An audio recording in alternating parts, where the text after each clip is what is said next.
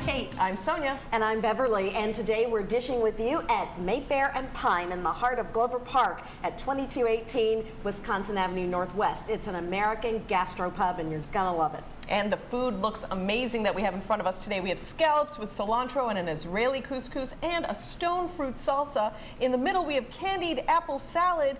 And on the far end, we have chipeño, which is a San Francisco treat, which is basically just a fisherman's stew, but I am gonna eat this all up, just myself. It all looks scrumptious. We're excited to be here for so many reasons. One, the new Mayfair and Pine is owned and operated by Chef Emily Sprisler and her husband. Emily is very recognizable because she was on Top Chef Season 2 and has just opened this place. It's brand new. And we also are excited to announce that we are now on the brand new District of Columbia network. So you can continue to watch us online, or you can check us out on Channel 16. And today our guest is Teddi Alyce Segal. She is coming to us to talk about Advertising Week DC and a lot of other very interesting things that, because advertising surrounds us every day when we're on TV, when we're walking down the street. It's like Minority Report, it's yes, coming at us. It's always coming at us. But advertising is really changing, and especially in this city where, you know, political ads are coming at us during campaign season and everything. But you told us that, you know, advertising is really, really big in Washington. So tell us a little bit about this that. market is actually the largest market in the country, larger than San Francisco, Los Angeles, New York, Boston, or Chicago. We have 36,000 marketing and advertising professionals here, and by 2014 we should be at about 39,000.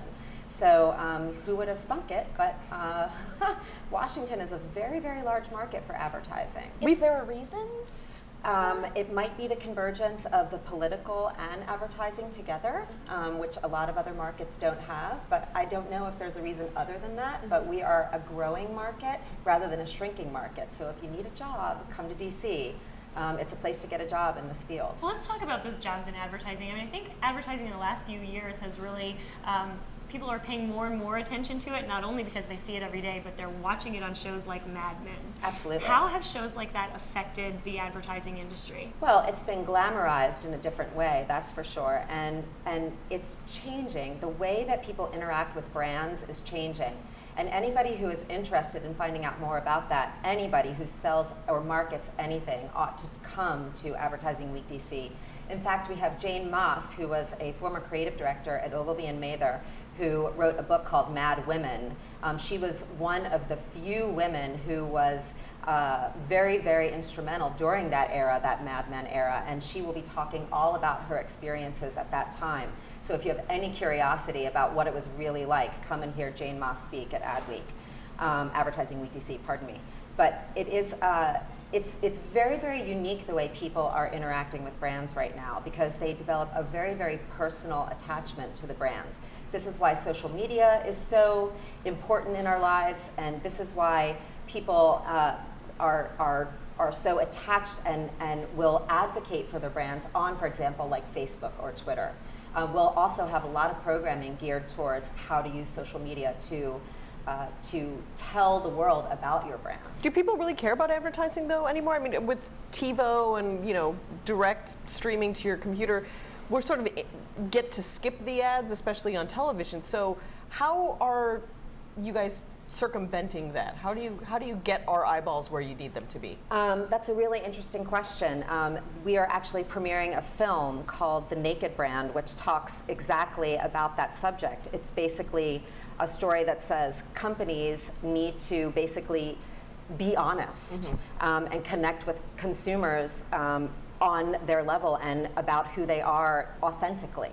Rather than trying to develop a story or, you know, be entertaining or, you know, sort of mask, put a level of humor or just be creative for the sake of being creative in order to catch people's attention. And you see that with companies like, for example, Honest Tea.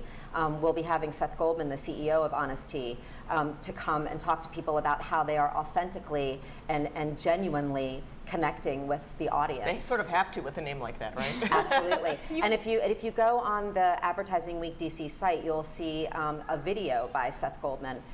We invited our board, and any of the speakers to create videos to let them connect, again, very authentically and directly with anybody who wants to come and look. So you don't need a story anymore, you just need to get your brand up and out there and have people just know who you are? I think that there are many different ways of addressing your audience.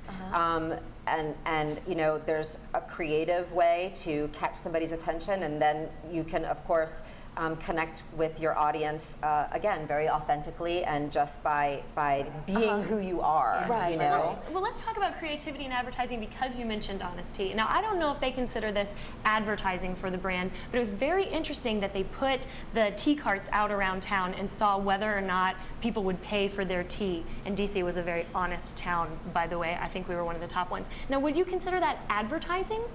I would consider that the brand connecting with the audience at a very genuine level and creating ambassadors for the brand at you know, on the street level. So you were talking about social media earlier too, and I think a lot of people wonder what the future of advertising might be, since social media brand ambassadors that are not necessarily even being paid to tell people, you know, oh, I only wear Louboutins, or oh, I only ever eat at Mayfair and Pine because it's my favorite restaurant ever. Like, how do you see the future of advertising whenever, you know, there's so many non-paid ways to get your message out there these days? Well, I mean, that right there is the apex, right? Is you want the ambassadors of your brand to go out there and tell a friend and have a friend tell a friend, and that's where I think Facebook, right, is having so much trouble right now. People, if they really love your brand, they will go out and they will spread the word about the brand. The problem is that you don't want it to be forced, right? And that there's a lot of dialogue right now about how to create that word of mouth. Anyone that interacts with your brand right now can make it or break it. Talk to me a little bit about terminology. So you're using brand ambassadors as opposed to consumers. So I would think that if somebody was a consumer, they bought into your brand, I only use Miracle Whip or whatever. So what's the difference between the terminology? If they're willing to go out there and talk about your brand on their own, they become a brand ambassador or a brand loyalist.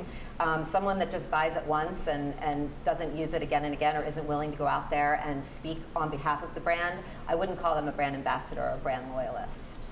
Fascinating subject. So these are some of the subjects that are going to be brought up at the Advertising Week DC Summit, yes? Absolutely. What else can we learn about advertising? And do we have to be ad people? Do I have to be a mad woman to go? And anyone who, as I said, anyone who has anything that they sell or market can find something at Advertising Week DC. And quite frankly, you can attend a workshop for as little as $35 if you're an Ad Club member, a DC Ad Club member, or you can get an all-access pass for $400 and attend all of the events.